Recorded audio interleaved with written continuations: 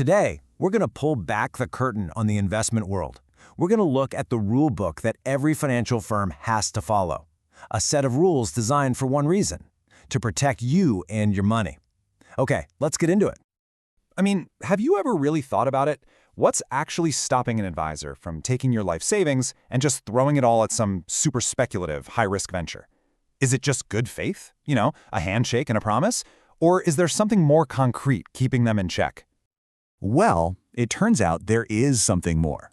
There's this incredibly detailed manual, a formal set of policies and procedures that basically acts as your safety net. And this isn't just a friendly suggestion. It's a mandatory rulebook that governs every single thing they do, right from the moment you open an account. So in this explainer, we're going to walk through the key parts of this safety net. We'll cover how firms are supposed to get to know you, how they're meant to find the right investments for you, what happens when their interests and your interests don't quite line up, and finally, how they're required to keep you and your data safe. All right, first up, getting to know you. You see, before a single penny of your money gets invested, firms have this fundamental duty to understand who you are. This whole process is officially known as the Know Your Client rule, or just KYC for short. So what exactly is KYC? It's the official process they have to go through to collect and document your information. You can think of it like the foundation of a house. I mean, without a really solid understanding of who you are, any investment advice they build on top of that is going to be shaky, right? It is the absolute starting point for everything that follows. And this process, it's not just a casual chat. It's incredibly detailed. Firms are required to build this complete picture of you across 5 key areas: your personal circumstances, things like your age, your family situation. Then there's your financial situation, your income, what you own. Then your investment goals. What are you trying to achieve? Your level of investment knowledge. Are you a beginner or a pro? And finally, your risk profile, which is really 2 things: how much risk you're willing to take and how much you can actually afford to take. Okay, so once the firm has a good handle on who you are, how do they actually find the right investment for you? This brings us to our next piece of the puzzle: matching products to people. It's all about making sure an investment is suitable.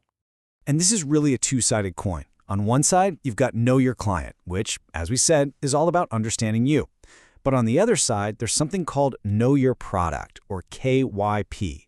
This means the firm has an equal responsibility to thoroughly understand every single investment they recommend: its structure, its features, its risks, all the hidden costs. They have to do their homework on both you and the investment. And this leads us to probably the single most important rule in the entire book. When a firm takes what they know about you and what they know about a product, the manual is crystal clear. They must put your interests first. Not the firm's bottom line, not the advisor's commission, your interests. If there are a few good options on the table, they have to recommend the one that is best for you. Now, this whole suitability thing applies to pretty much everyone, but for certain complex or maybe higher risk investments, the rules carve out a special category of investor. These are people who are presumed to have the financial resources and sophistication to take on more risk. They're called accredited investors. So, how do you become one? Well, there are a few ways to qualify. The first test is all about your financial assets. You need to have at least $1 million in financial assets, like stocks and bonds. The next one is an income test. For this, you need to have earned over $200,000 in net income for each of the last 2 years.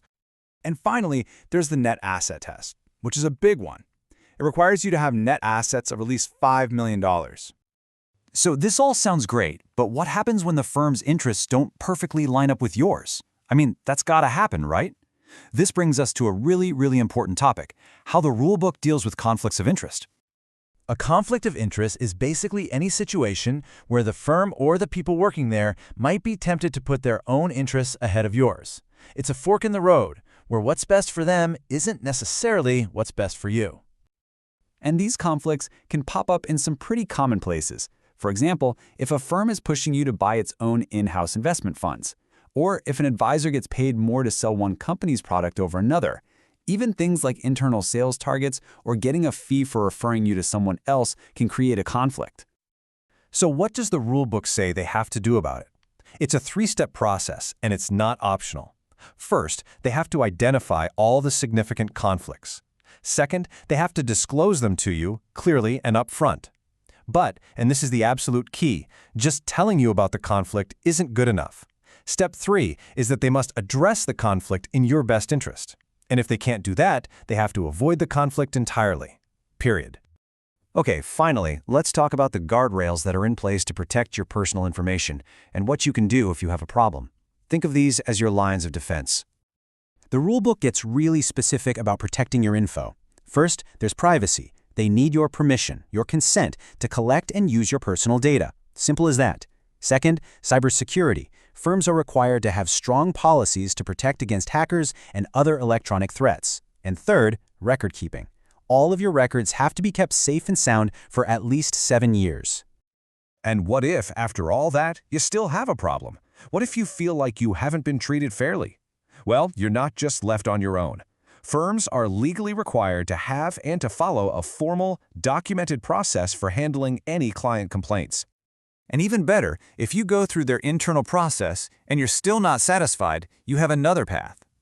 As this quote shows, firms have to make an independent third party, like the Ombudsman for Banking Services and Investments, available to you to help resolve the dispute. And here's the best part. It's at the firm's expense, not yours. So, when you put this all together, what's the big takeaway? That huge, dense policy manual, it's not just some internal document for the company's lawyers to worry about. It's your safety net. It's a set of real, enforceable rules that spell out exactly how you should be treated, how your money should be handled, and what you can do if things ever go wrong. Understanding these rules really empowers you as an investor. It changes the entire conversation from just, hey, what should I invest in, to how are you working to put my interests first? So, now that you know the rules of the game, what's the next question you're going to ask?